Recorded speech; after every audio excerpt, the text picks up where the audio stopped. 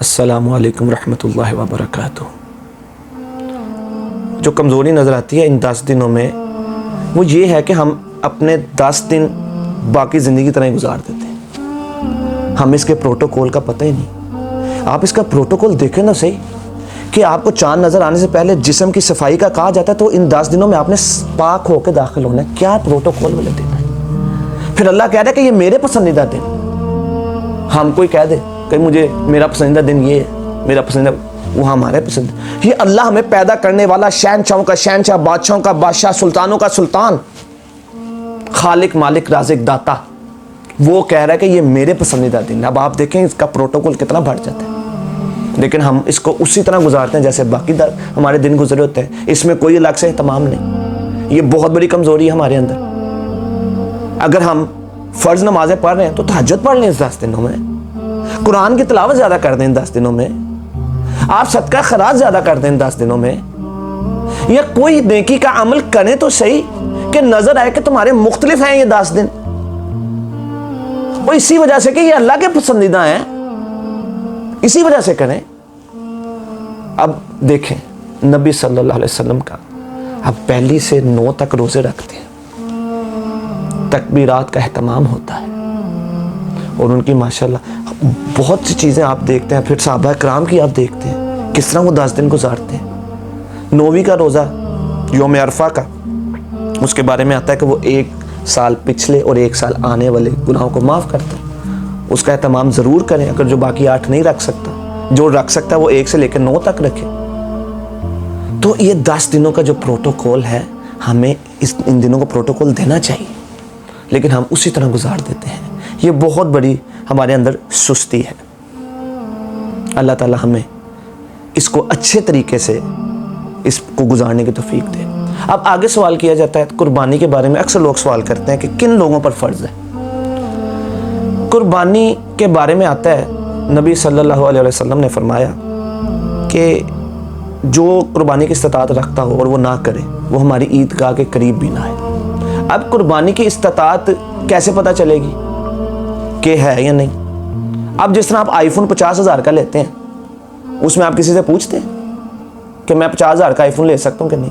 वो तो आप किसी से नहीं पूछते। लाख रुपए का, 1.5 लाख रुपए का लैपटॉप या मोबाइल लेते हो, आप किसी से नहीं पूछते, बल्कि छुप छुप के उसके पैसे जमा करके ले आते हैं। जब कुर्बानी की बारी आती है तो आप सवाल करते हैं कुर्बानी की इस्तिताअत कौन रखते हैं? और मेरे भाई सबको पता कौन रखते हैं। जो लाख रुपए का आईफोन ले सकता है ना, वो 50,000 का बकरा भी ले सकता है। जो 1.5 लाख का लैपटॉप ले सकता है ना, वो 2 लाख का बच्चा भी ले सकता है, गाय भी ले सकता है। तो ये सवाल उसको खुद पता है कि वो कुर्बानी कर सकता है या नहीं कर सकता। वो अपने दिल से पूछे।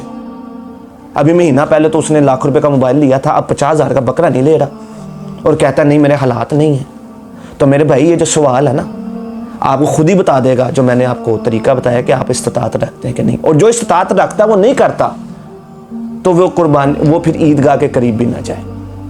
अब एक तबका ऐसा है हमारे यहाँ कि वो कहता है कुर्बानी की बजाय किसी गरीब की इमदाद कर दो, शादी कर दो।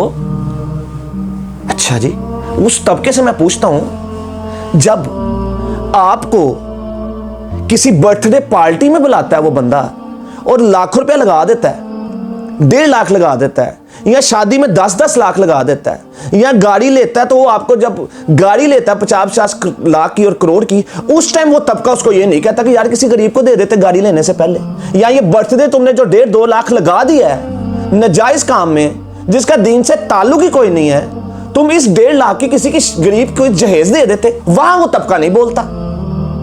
लेकिन जब कुर्बानी की बारी आती है, वही तबका उठ के कहता है कि यार किसी गरीब की मदद कर दो। मैं उस तबके से कहूंगा अल्लाह से डर जाओ अल्लाह से। अब देखें, अब हज ये भी इन दिनों में है। अब हज और उम्रे पे कोई जाने लगता है तो सबसे पहले कहते हैं यार आप किसी गरीब को दे देते, आप किसी की शादी करवा देते, या फलां जगह जंग लगी हुई है उधर भेज देते, या वहां कर देते। मैं उस तबके से भी पूछता हूं, जब तुम कंटेनर्स मंगाते हो कारोबार के लिए, लाखों करोड़ों की दूसरी ब्रांचें खोलते हो, कारोबार को भराते हो, उस टाइम तुम नहीं बोलते। लेकिन जब कोई हज उम्रे पे जाने लगता है तो तुम कहते हो कि यार पैसा गरीब को लगा देते। अल्लाह से डर जाओ। तुम किसको धोखा दे रहे हो? जो तुम्हें तुमसे ज़्यादा जानता है उसको तुम धोखा नहीं दे सकते। उस अल्लाह से डरो। हाज उम्रे को बार बार करने का हुक्म नबी सल्लल्लाहु अलैहि वसल्लम ने फरमाया, बार बार करो, इससे तुम्हारी तंग दस्ती दूर होगी, इससे तुम्हारे गुनाह पाक होंगे। अल्लाह से डरो, ऐसी बातें मत करो जो हदीस के खिलाफ हैं। तो ऐसे तबके भी मैं कहूँगा कि अल्लाह का वास्ते ऐसी बातें ना किया करें, गरीब की मदद करें, शादियां करवाएं, लेकिन जो कुर्बानी वाला दिन है उस दिन कुर्बानी करें, हज वाले दिन हज करें। जो उम्रा करने जाता है साल में बार बार जाए, अल्लाह उसको बार बार करवाए, उसको मत ऐसी बातें करें। तो मेरे भाई ये कमजोरियां हमारे अंदर, ये जो हम इन दिनों में करते हैं। अब कुर्बानी का बारे में पूछा जाता है कि ये एक फ़र्द की तरफ से हो सकती है। जी बिल्कुल हो सकती है। अगर घर का सरबरा एक कुर्बानी कर दे तो वो पूरे घर वालों की तरफ से हो सकती है।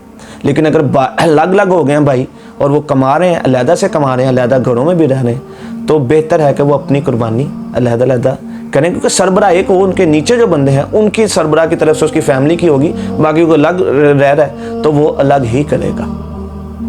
इसके बाद कुर्बानी करने वालों को मेरा पैगाम है, उसके बाद इंशाल्लाह मैं इस वीडियो को इख्तिताम की तरफ लेकर जाऊंगा।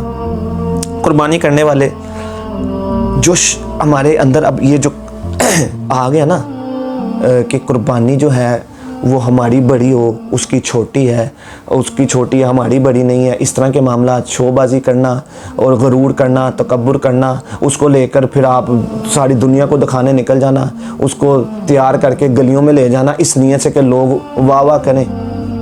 अच्छी नीयत वालों को अल्लाह को पता है वो बड़ा जानवर लाना गुनाह नहीं है, लेकिन जो दिखावे के लिए करते हैं मैं उनको कह रहा हूँ कि इस चीज़ से डरें। और फिर वो कोई छोटा बकरा लाते हैं उसको मजाक उड़ाते हुए मैंने खुद देखा लोगों को। और मेरे भाई हो सकता है उसका छोटा सा बकरा जो 20, 25, 30 हज़ार का है उसकी कुर्बानी अल्लाह कबूल कर ले, और गरूर करने वाले के 5 लाख के ऊंट की कुर्बानी कबूल ना करे। ये तो अल्लाह ने फैसले करने हैं, तुम कौन होते हो किसी को मजाक करने वाले। उसने सारा साल कमेटी डाल के यहाँ अपने गले में पैसे जमा करके 20-25 हज़ार का वो लेकर आया बकरा, तुम कौन होते हो उसको मजाक करने वाले। अल्लाह से डर जाओ, अपनी कुर्बानी ज़ाया ना कर लेना कि तुम्हारा पैसा भी लगे और कबूल भी ना हो। गरूर बिल्कुल ना लाए, तकब्बुर बिल्कुल ना लाए, शोबाजी बिल्कुल ना लाए, दिखावा बिल्कुल ना लाए। ये मेरा पैगाम है उनको जो कुर्बानी करते हैं। बाकी कुर्बानी अच्छे तरीके से करें, छुरी को तेज़ करें, जानवर के सामने जानवर को ज़िबा मत करें, बिस्मिल्लाह अल्लाहु अकबर करके छुरी फेरें। और इसकी खाल जो है मैं पहले ही बता चुका हूँ, आप इसको किसी इदारे को दें या किसी गरीब को उसका पैसा दे सकते हैं, अपने लिए इसको आप इस्तेमाल नहीं कर सकते। बाकी आप कुर्बानी का जो गोश्त है ख़ुद भी खाएं, रिश्तेदारों को भी दें, गरीबों को भी दें, जितना भी आप अच्छे तरीके से उसको तकसीम कर सकते हैं करें। और कुर्बानी जो है वो चाँद की 13 की असर तक आप उससे पहले पहले कर सकते हैं। दिन में करें, रात में करें, इन दिनों में कोई पाबंदी नहीं है कि दिन के टाइम करनी है, आप रात को भी कर सकते हैं। और 13 की असर से पहले पहले करें।